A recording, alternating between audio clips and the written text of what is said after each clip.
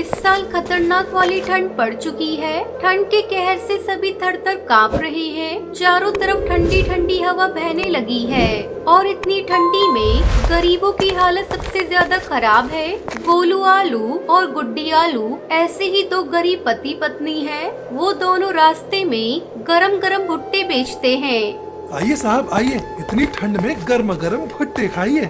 आइए बहन जी आइए।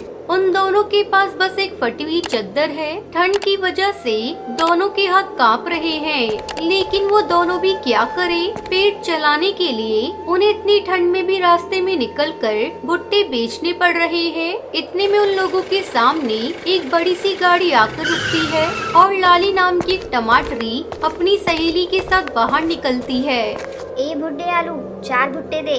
जी 4 भुट्टे के 40 रुपए हुए मालकिन। क्या हमसे पैसे मांग रहा है? तुझे पता भी है कि मैं कौन हूँ? आप बहुत अमीर हो, हम गरीब हैं और ये तो हमारे हक का पैसा है। हमें पैसा दे दीजिए, नहीं तो आज हमें भूखा सोना पड़ेगा। तेरी हिम्मत कैसे हुई मुझसे ऐसे बात करने की? गरीब भिखारी कहीं के, नाली के कीड़े। तेरी चद्दर से तो घटिया बू आ रही है और मेरे साथ जुबान लड़ा रहा है। हाँ बुड्ढे, तुम लोगों की औकात तो लाली के नौकर बनने की भी नहीं है। लाली टमाटरी और उसकी सहेली गाड़ी में बैठकर चली जाती हैं। गोलू आलू और गुड्डी आलू 40 रुपए न मिलने का शोक मनाने लगते हैं और कुछ ही देर बाद एक गाड़ी आती है और उसके अंदर से एक छोटा डॉन बाहर निकलता है। मेरी बेटी के साथ तुम दोनों ने बदतमीजी की है। आज से तुम लोग यहाँ ठेला नहीं लगा सकते। ये बोलकर छोटा डॉन सब कुछ तोड़फोड़ कर देता है और वहाँ से चला जाता है। गोलू आलू और गुड्डी आलू सब कुछ खोकर रोने लगते हैं।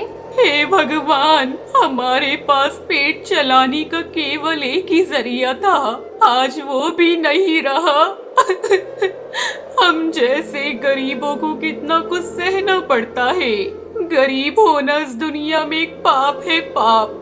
वो दोनों रोते रहे और फिर घर की ओर चल दिए। उनका घर छोटा और टूटा हुआ है, दीवारों में छेद है और घर की छत भी टूटी हुई है, इसलिए उन छेदों से बहुत तेज ठंडी हवा घर के अंदर घुसती है।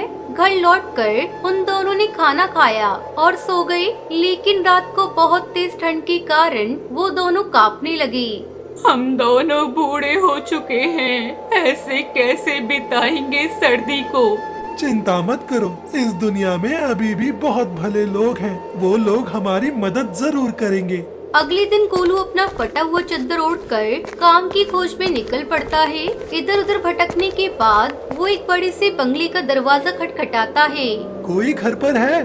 कुछ देर बाद दरवाजा खुलता है, लेकिन गोलू आलू चौंक जाता है क्योंकि दरवाजा खोलने वाली और कोई नहीं, कल वाली टमाटरी लाली है। ये उसी का घर है। अरे बुड्ढे आलू, तुझे अभी तक सबक नहीं मिला? मालकिन, मैं काम ढूंढने आया हूँ। आपके घर पर अगर कोई काम हो तो बताइए।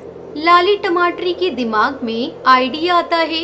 गोलू आलू को सताने का 1000 रुपए देने का वादा करके वो गोलू आलू को घर के अंदर बुलाती है और घर का सारा काम करवाती है।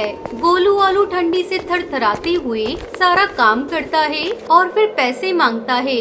पैसे? हाँ, उधर जाके खड़ा हो जा, मैं देती हूँ। गोलू आलू कमरे की कोने में जाकर खड़ा हो जाता है।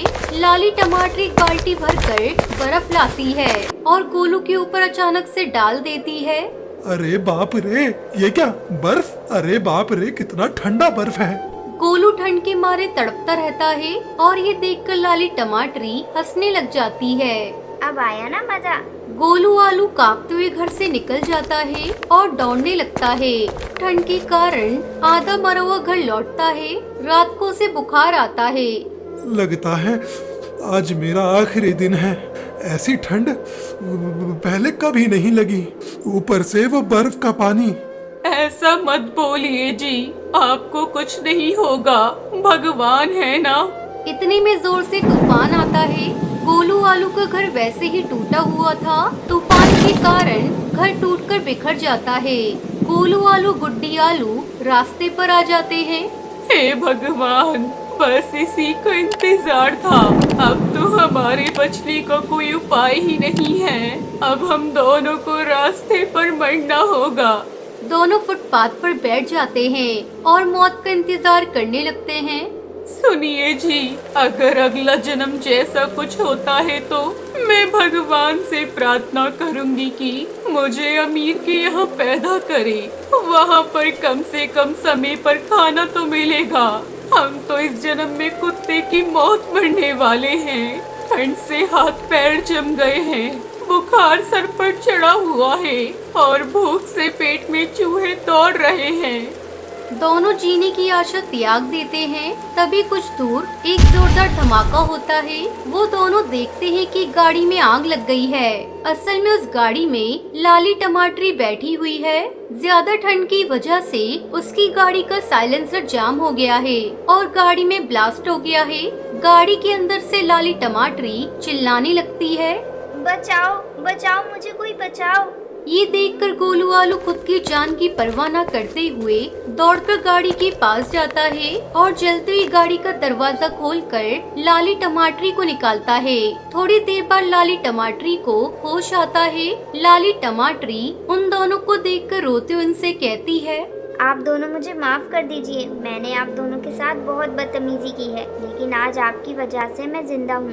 तभी थोड़ी देर बाद छोटा डॉन वहाँ पर आ जाता है और गोलू आलू से कहता है, आप अगर मेरी बेटी को सही समय पर नहीं लाते तो शायद मैं अपनी बेटी को खो देता। आपका बहुत बहुत धन्यवाद। आपने आज मुझे इंसानियत सिखा दी। पापा, इन दोनों के रहने और खाने का इंतजाम कीजिए।